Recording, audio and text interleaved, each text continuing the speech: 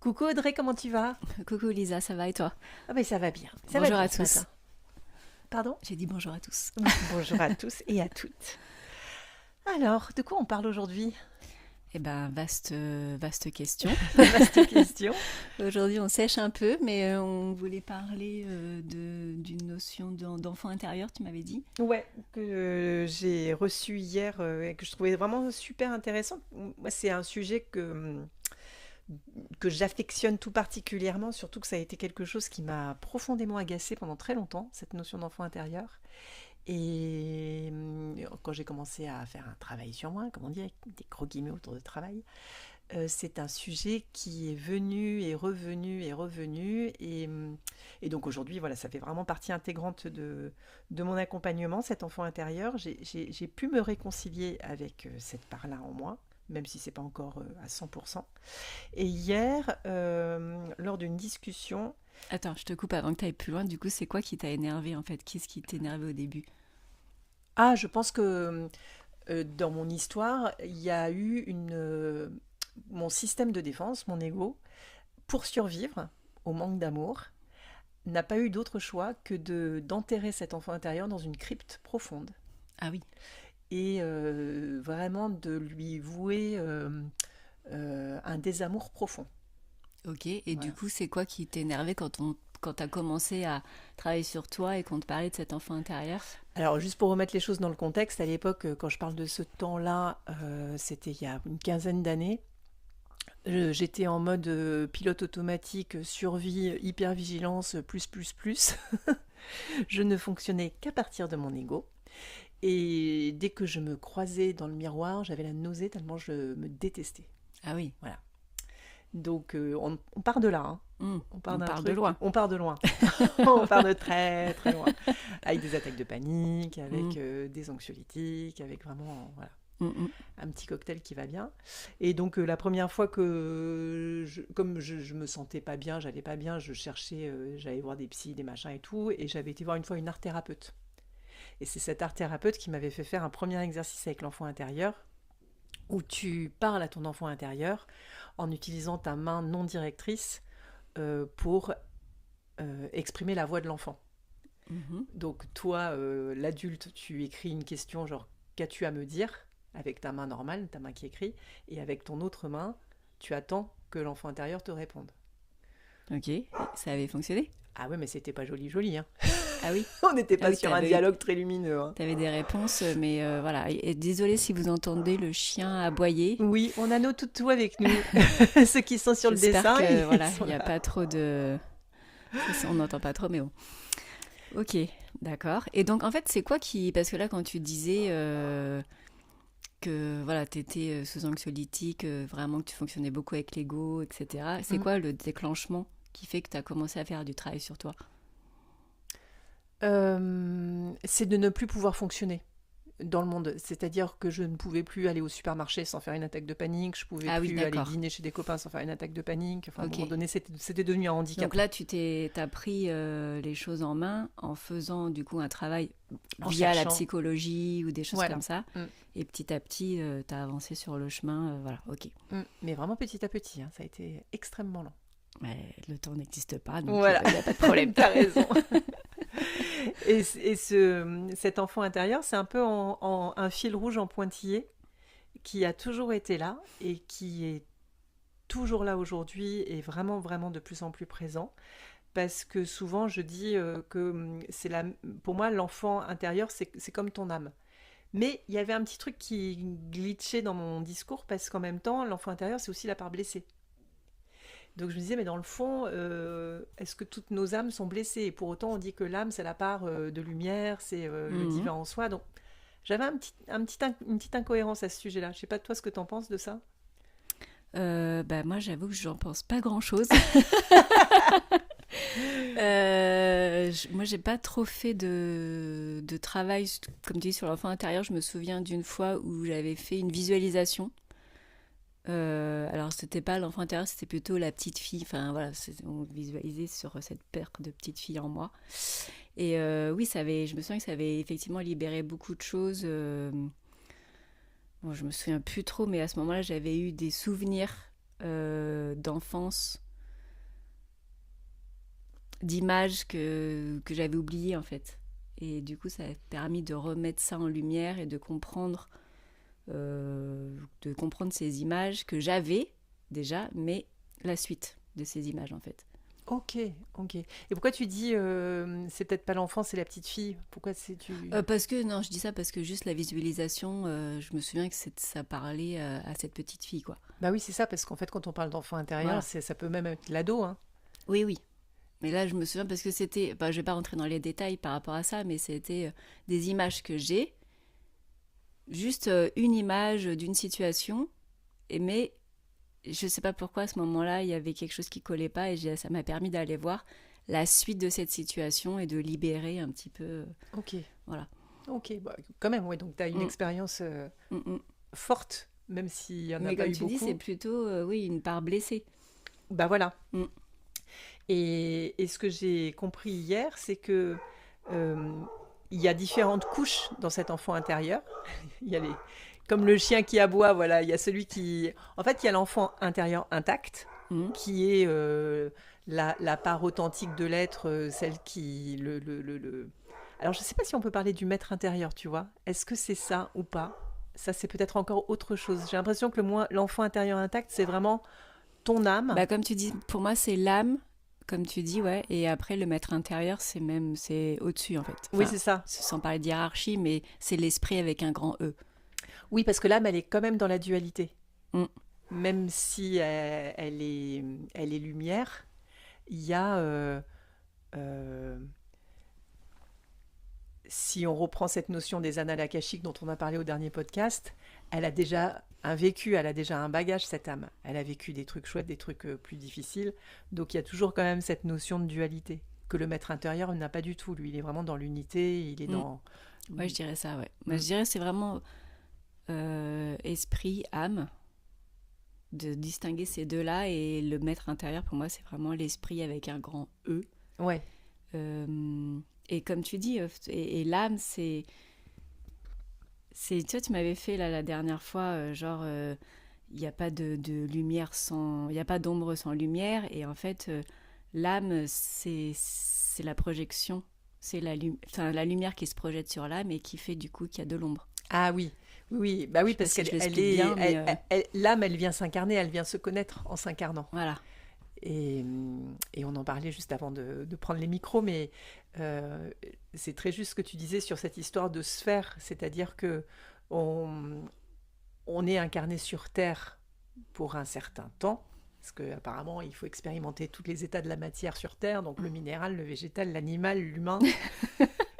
Ah, je suis morte de rire parce que la dernière fois, je raconte ça à Romy, mais voilà, avec des petits mots, je dis avant, voilà, on a eu plusieurs vies, etc. Et même qu'avant, on était des animaux et que là, nos animaux, nos chiens, c'est des âmes qui sont en apprentissage pour devenir après des humains.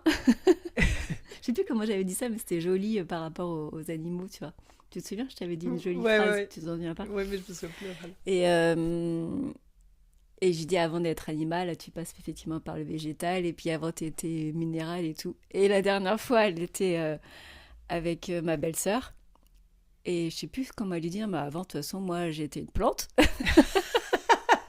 Et puis après, puis même avant, j'étais un caillou. Elle a rien compris. Mais si, elle a tout compris, je trouve. Non, mais je veux dire, ma Ah oui, belle-sœur, elle a pas compris. Tu m'étonnes. Ah mais Romy, elle a tout compris par contre.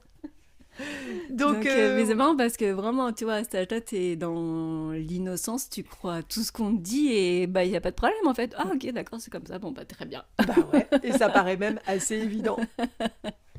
Ah, c'est trop génial.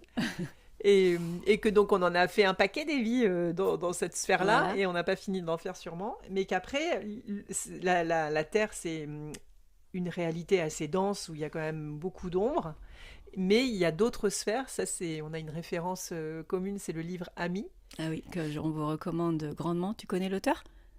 Non, je connais pas l'auteur. Non, Je te attends. promets, je crois. C'est pas un auteur anonyme? Pas du tout.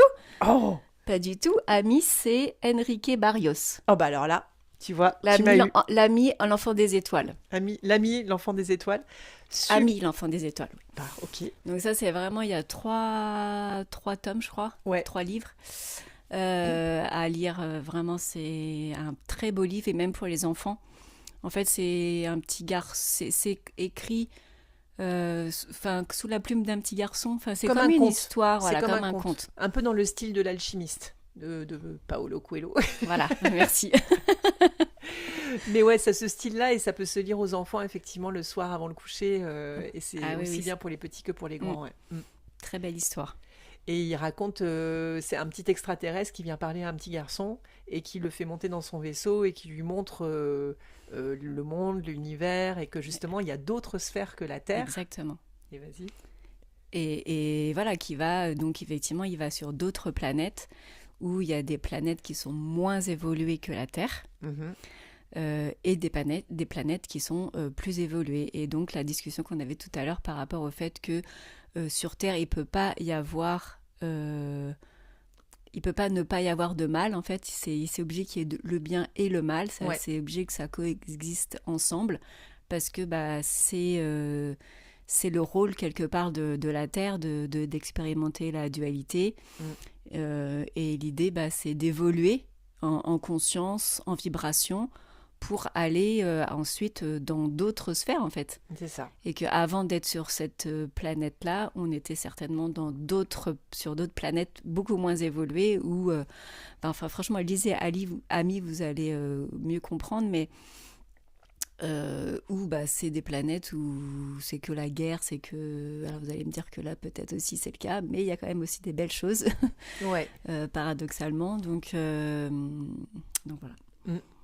Et on en revient à cette histoire d'âme et d'enfant intérieur. Donc cette âme qui est quand même pas l'esprit dans l'unité, mais qui est très pure, très lumineuse, la part la plus pure en tout cas, à laquelle on a accès aujourd'hui incarnée sur Terre de notre être, qui quand on est, elle est l'enfant, le tout petit jusqu'à 18 mois, 2 ans, il ne se perçoit pas comme un objet indépendant. Donc il n'est que sensations qui viennent de l'intérieur et qui émanent vers l'extérieur. Alors qu'à partir de 2 ans, il y a la notion du regard de l'autre qui arrive. Et là, il y a les comparaisons, les jugements, l'histoire de t'es gentil, t'es pas gentil, ça c'est bien, ça c'est pas bien, regarde ton copain, il a fait vachement mieux que toi, ou regarde-toi, t'es vachement meilleur que les autres. Voilà, tout ça à partir de 2 ans, et ça commence à faire des couches et des couches et des couches de protection. Et du coup, arrive à ce moment-là l'enfant blessé. Ça commence à partir de 2 ans, mais enfin bon, c'est parce que déjà l'adulte a commencé bien avant quand même. Et puis ça fait de perdre Voilà. la galette, hein, parce que si on... Mais si déjà, on... enfin, je veux dire, voilà, tout bébé, tu commences à comprendre que même si tu n'en as pas conscience, on va dire en fait c'est à 2 ans que tu prends conscience de ça. C'est ça, exactement. Parce que oui, bien sûr, il y a des blessures, même quand il est dans le ventre de sa mère, il va recevoir des impacts émotionnels de sa mère si elle vit des trucs compliqués et tout. Mais comme tu dis, il en prend conscience, il commence à s'observer en tant qu'objet blessé et séparé de l'autre. À partir de... Non, oui, parce que même bébé, en fait, les adultes, ils font des comparaisons. Dès la naissance. Hein. Voilà. Mais non, mais dès la grossesse. Genre, ton ventre, il est comme ci, ton ventre, il est comme ça. Voilà, c'est ça. Ou, voilà. T'es fatigué. T'as vraiment l'air fatigué. Il fait pas ses nuits, machin. Moi, le mien, il fait ses nuits. Moi, je connais quelqu'un, il est calme. Voilà. Donc, déjà, il y a des comparaisons qui sont faites, quoi. C'est vrai. C'est mieux, c'est moins bien, etc. Voilà. Donc la conscience qu'ils ont malheureusement à 2 ans, c'est que déjà ils baignent là-dedans en fait. C'est triste. C'est super triste et surtout c'est intéressant, alors, en tout cas c'est comme ça, mais d'observer que ça crée cette couche qu'on a tous en nous d'enfants intérieurs blessés qui nous fait réagir à plein de situations. Et que par-dessus cette couche, il y a l'adulte, enfin il y a l'enfant intérieur adapté. Il y a celui, du coup, qui va se dire, OK, pour éviter d'être rejeté, pour éviter d'être moins bon que les autres, pour éviter ceci, pour éviter cela, je vais m'adapter.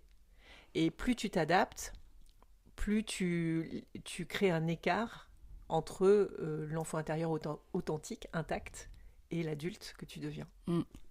Voilà, c'est pour ça que je me suis retrouvée, moi, dans un état des choses, un état de fait, où l'adulte, adapté, suradapté, s'était tellement éloigné de la part intacte que j'avais pas d'autre solution que de renier cette part-là, quoi. Mm. J'étais trop loin. Mm, mm. Oui, ça fait un peu comme les poupées russes, quoi. Oui, voilà, exactement. Mm. Exactement. T'enlèves des couches Mm. intérieures. Et plutôt que d'accepter l'idée que je m'étais séparée de ma lumière, j'ai préféré détester cette lumière en me disant non, mais de toute façon, Oui, c'est quoi ces conneries? voilà, c'est quoi cette connerie. Et maintenant, tu t'es réconcilié avec ça? Ouais, mais c'est encore en travail, hein, c'est work in progress. Ah bah oui. Parce que comme c'est des habitudes qu'on prend de survie, c'est difficile de se défaire d'une mauvaise habitude. Mm. Enfin, c'est difficile. Ça demande de la persévérance, de la patience, de la détermination, comme d'arrêter de fumer, comme d'arrêter... Ben, moi, je pense que ça, pour moi, tout ça, c'est un travail au quotidien. Ouais. Il faut vraiment être en conscience à chaque instant, en fait. Et je trouve que c'est important d'accepter... Moi, je vis parfois des périodes de découragement, et que le découragement, ça fait partie du chemin, mais qu'on ne peut jamais retourner en arrière. Quand on a avancé sur ce chemin de réconciliation avec soi-même, on ne peut pas retourner en arrière. Même s'il y a des étapes de découragement où on a l'impression qu'on fait un pas en avant, 10 pas en arrière, c'est encore une fois l'ego qui récupère le truc. Et vraiment, notre ego, il est très très fort et c'est certainement une création divine qui nous sert à notre survie. C'est pour nous protéger, ouais. Mais il récupère tout le temps. Et du coup, là, oui, donc du coup, tu sais que tu ne retomberas jamais dans la situation dans laquelle tu étais. C'est impossible. C'est impossible. On ne peut pas redevenir plus jeune. On ne peut pas retourner en arrière. En fait, donc c'est le même process. Pourquoi pas? Autrement, mais... Donc voilà, c'était ça que j'avais envie de partager avec vous ce matin. Et écoute, c'est pas mal du tout. Hein. Est-ce que toi... comment dire? Ah oui, après je peux faire juste un petit pont avec un autre épisode dont on a parlé, c'est le Ho'oponopono, qui est en lien dans sa pratique avec l'enfant intérieur. Oui.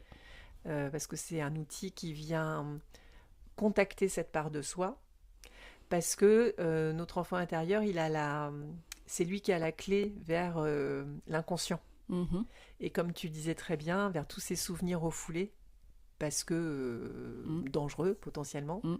Donc quand on commence à vouloir travailler avec son enfant intérieur, je pense que c'est important d'y aller, de le faire accompagner, de le faire doucement, parce qu'il est le gardien de potentiels traumas qui n'ont pas été refoulés pour rien.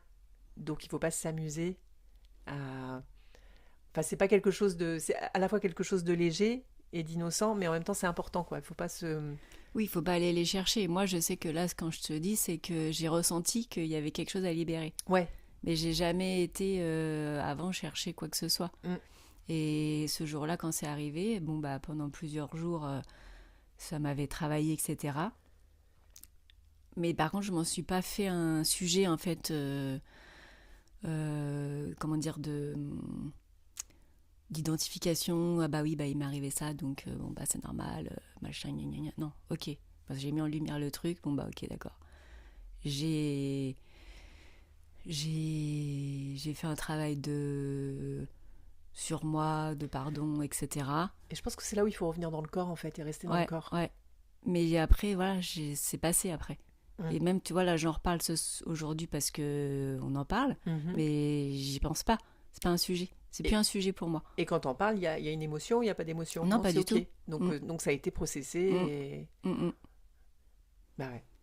Et c'est là où peut-être que la spiritualité, dans la notion de miracle, dans la notion de grâce, c'est qu'à un moment donné, il y a la matière, le psychisme et le divin. Et que quand tu fais remonter quelque chose de ton inconscient, soit le psychisme le récupère, soit tu le laisses faire le divin, en fait. C'est comme une demande de grâce. Je dis, ok, j'ai cet inconfort-là, je demande la grâce d'avoir le courage de le ressentir, et que ce soit dissous de la meilleure façon qui soit, et de rester vraiment dans le corps, dans son corps, dans la matière. Ouais, carrément. Et du coup, que tu parlais de Ho'oponopono, je crois que c'est le 2e ou 3e épisode où on parle de ce sujet. Donc si ça vous intéresse de creuser un petit peu plus ce sujet d'Ho'oponopono, allez écouter cet épisode. Exactement. Très intéressant. Et si ça vous intéresse de creuser un peu plus sur l'enfant intérieur, vous pouvez me contacter, Elisa. Et vous avez les liens dans le commentaire, dans la description du podcast. Et qu'est-ce qu'on voulait dire d'autre ? La semaine prochaine, on n'était pas là, on ne se voit pas pendant 15 jours. Donc, on va essayer d'enregistrer un podcast à distance, mais c'est pas gagné parce qu'on l'a pas encore fait. On n'est pas les reines de la technique. Hein. Donc, peut-être qu'il n'y aura pas de podcast la semaine prochaine et la semaine d'après. Donc, si c'est le cas, on vous souhaite de bonnes fêtes de fin d'année. De passer vraiment un bon moment, si c'est possible, en famille ou entre amis. Je ne sais pas ce que vous faites. Et on vous dit à l'année prochaine, si on ne se revoit pas la semaine prochaine. Voilà. Allez, on vous embrasse. Bonne journée. Ciao.